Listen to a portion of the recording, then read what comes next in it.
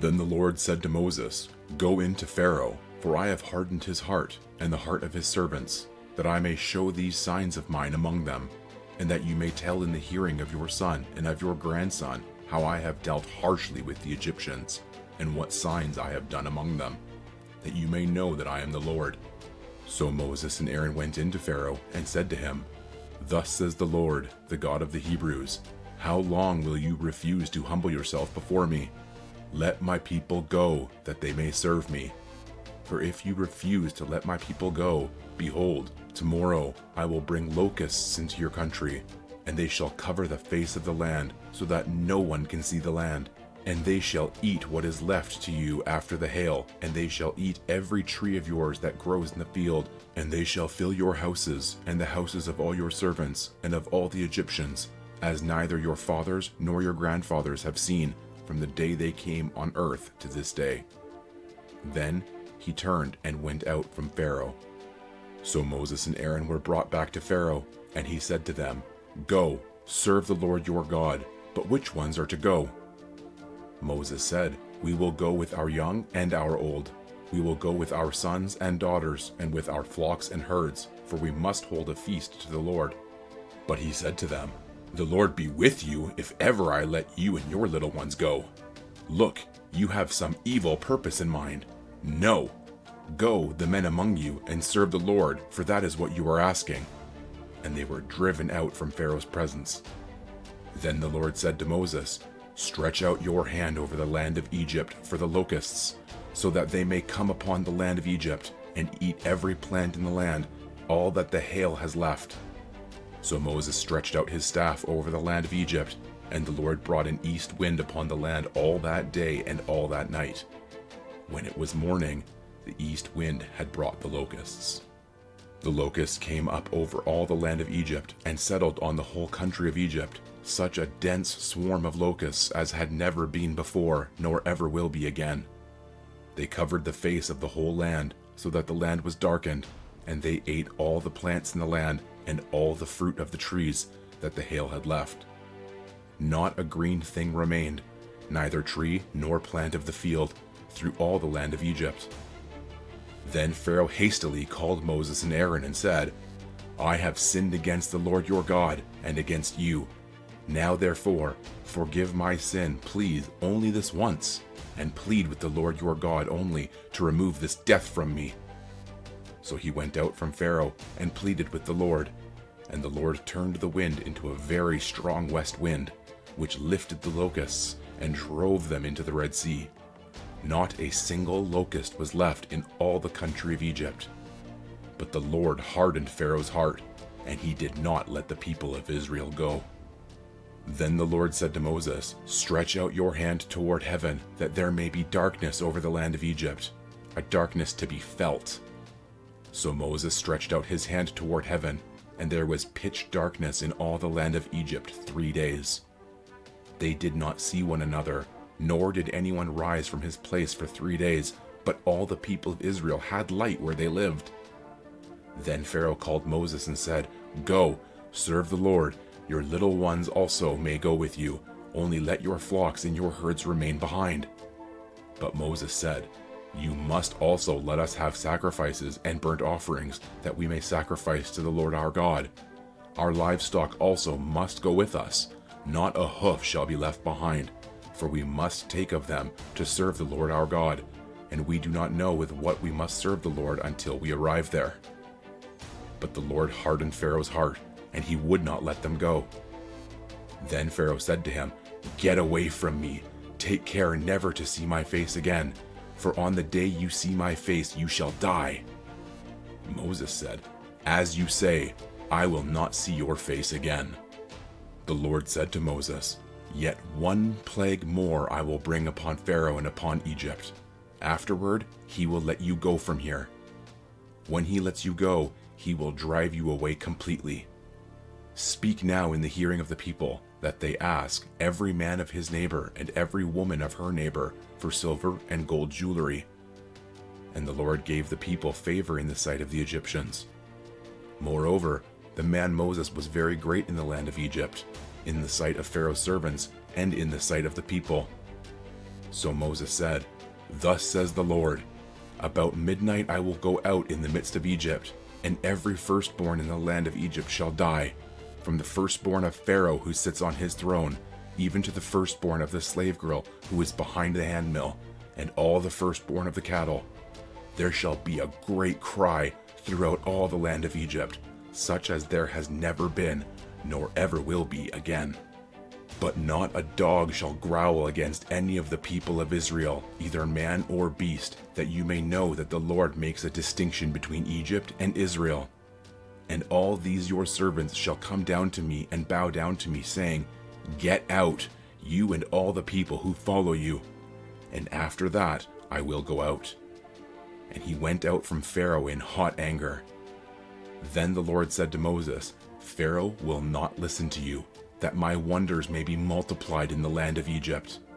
Moses and Aaron did all these wonders before Pharaoh, and the Lord hardened Pharaoh's heart, and he did not let the people of Israel go out of his land. The Lord said to Moses and Aaron in the land of Egypt, "This month shall be for you the beginning of months. It shall be the first month of the year for you. Tell all the congregation of Israel that on the 10th day of this month every man shall take a lamb according to their father's houses, a lamb for a household. And if the household is too small for a lamb, then he and his nearest neighbor shall take according to the number of persons. According to what each can eat, you shall make your count for the lamb. Your lamb shall be without blemish, a male a year old. You may take it from the sheep or from the goats, and you shall keep it until the 14th day of this month, when the whole assembly of the congregation of Israel shall kill their lambs at twilight. Then they shall take some of the blood and put it on the 2 doorposts and the lintel of the houses in which they eat it. They shall eat the flesh that night, roasted on the fire, with unleavened bread and bitter herbs they shall eat it. Do not eat any of it raw or boiled in water, but roasted, its head with its legs and its inner parts. And you shall let none of it remain until the morning. Anything that remains until the morning you shall burn. In this manner you shall eat it, with your belt fastened, your sandals on your feet, and your staff in your hand. And you shall eat it in haste. It is the Lord's Passover. For I will pass through the land of Egypt that night, and I will strike all the firstborn in the land of Egypt, both man and beast, and on all the gods of Egypt I will execute judgments. I am the Lord. The blood shall be a sign for you, on the houses where you are, and when I see the blood, I will pass over you, and no plague will befall you to destroy you when I strike the land of Egypt. This day shall be for you a memorial day, and you shall keep it as a feast to the Lord throughout your generations, as a statute forever. You shall keep it as a feast. 7 days you shall eat unleavened bread. On the first day you shall remove leaven out of your houses, for if anyone eats what is leavened from the first day until the 7th day, that person shall be cut off from Israel. On the first day you shall hold a holy assembly, and on the 7th day a holy assembly. No work shall be done on those days, but what everyone needs to eat, that alone may be prepared by you. And you shall observe the feast of unleavened bread, for on this very day I brought your hosts out of the land of Egypt. Therefore you shall observe this day throughout your generations as a statute forever. In the first month, from the 14th day of the month at evening, you shall eat unleavened bread until the 21st day of the month at evening. For 7 days no leaven is to be found in your houses. If anyone eats what is leavened, that person will be cut off from the congregation of Israel, whether he is a sojourner or a native of the land. You shall eat nothing leavened. In all your dwelling places you shall eat unleavened bread. Then Moses called all the elders of Israel and said to them, Go and select lambs for yourselves according to your clans, and kill the Passover lamb. Take a bunch of hyssop, and dip it in the blood that is in the basin, and touch the lintel and the 2 doorposts with the blood that is in the basin. None of you shall go out of the door of his house until the morning. For the Lord will pass through to strike the Egyptians, and when he sees the blood on the lintel and on the 2 doorposts, the Lord will pass over the door and will not allow the destroyer to enter your houses to strike you. You shall observe this rite as a statute for you and for your sons forever. And when you come to the land that the Lord will give you, as he has promised, you shall keep this service. And when your children say to you, 'What do you mean by this service?' you shall say, 'It is the sacrifice of the Lord's Passover, for he passed over the houses of the people of Israel in Egypt when he struck the Egyptians, but spared our houses.'